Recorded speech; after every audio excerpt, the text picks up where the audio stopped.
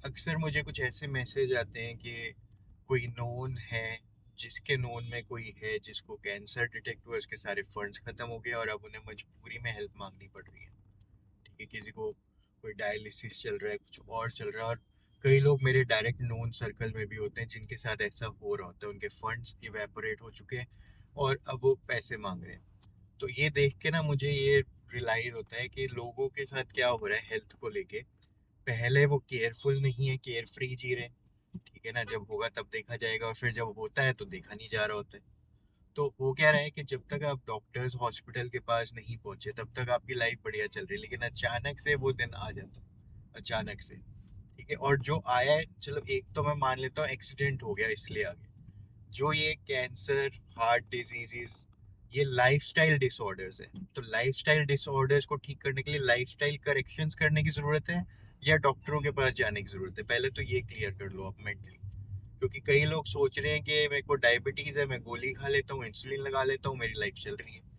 पर ये lifestyle disorder की वजह से हुआ है, जिसके लिए लाइफस्टाइल करेक्शन करना ही बेस्ट सोल्यूशन है। नहीं तो आपके जितने पैसे लगने वाले हैं, वो उसके बाद अगर आप किसी से पैसे मांग भी रहे हो तो क्यों मांग रहे हो? हॉस्पिटल्स को देने के लिए, वो इवेपोरेट कर देंगे आपके पैसे। तो ये सेंस नहीं बना रही है गेम। ठीक है, उस टाइम पे जब आपके साथ हो रहा है तब आप इस स्टेट ऑफ माइंड में नहीं हो कि इस चीज को अंडरस्टैंड करो। वो बात हो जाती है कि कुआं कब खोदूंगा, पानी कब पीऊंगा। और इसके ऑपोजिट ये है कि आप उस स्टेज पर जाने से पहले ही अवेयर हो जाओ। फॉर एग्जांपल, आज से 14 मंथ्स बैक मुझे हल्का सा बीपी इशू हुआ था। थोड़ी थोड़ी सीजन चेंज होता था, मैं बीमार हो जाता था, मेरी फैमिली में भी यही चल रहा था। डॉक्टर विजिट्स बढ़ने लगे थे, छोटी छोटी चीजों के लिए। कोई बड़ी चीजों के लिए हम नहीं जा रहे थे, पर जाना पड़ रहा था हमें। मेरी डॉटर के स्कूल खुलते थे, उसको ब्रीदिंग इश्यूज कुछ ना कुछ होने लग जाते थे, साइनस हो जाता था। तो छोटे छोटे इश्यूज खाली हो रहे थे। तो अब ये छोटे छोटे इश्यूज जो हो रहे थे, इसी में ही मैं अवेयर हो गया। मैंने पार्क जाना स्टार्ट कर दिया। मॉर्निंग में पार्क में मुझे कोई कैंप लगा हुआ था, जिन्होंने मेरा वेट, फैट, बॉडी फैट और बॉडी के और इंग्रेडिएंट चेक करके बताए। और उनकी रेगुलर मैंने क्लासेस सुनना शुरू कर दिया, मॉर्निंग में अराउंड 7:30 AM और इवनिंग में 7 PM। ठीक है, तो ऑफिस आते जाते मैंने सुनना स्टार्ट किया, उनको पैसे दिए, उनके न्यूट्रिशन कोच से अपना लाइफस्टाइल करेक्ट किया। मतलब मॉर्निंग में क्या खाना है, आफ्टरनून में क्या खाना है, इवनिंग में क्या खाना है, रात को क्या खाना है, पानी कितना पीना है, एक्सरसाइज 15-20 मिनट अगर करनी है तो वो क्या करनी है।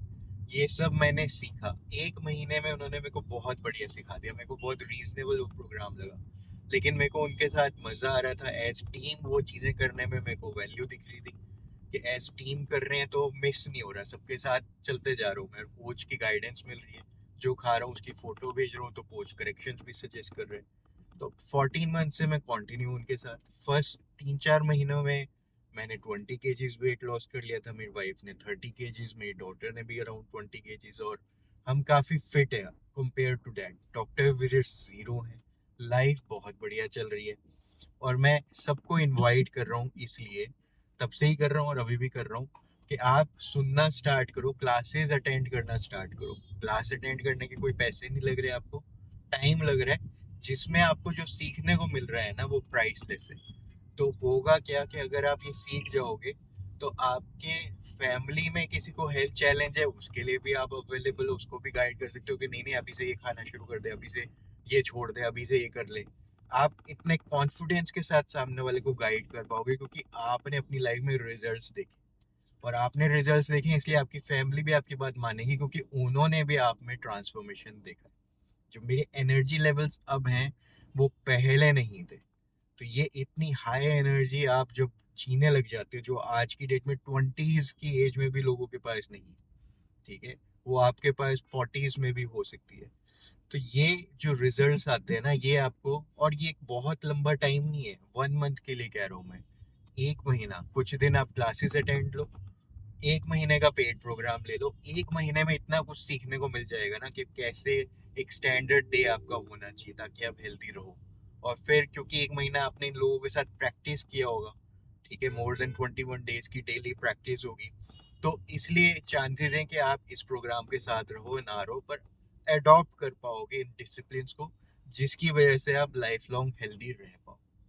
All the best.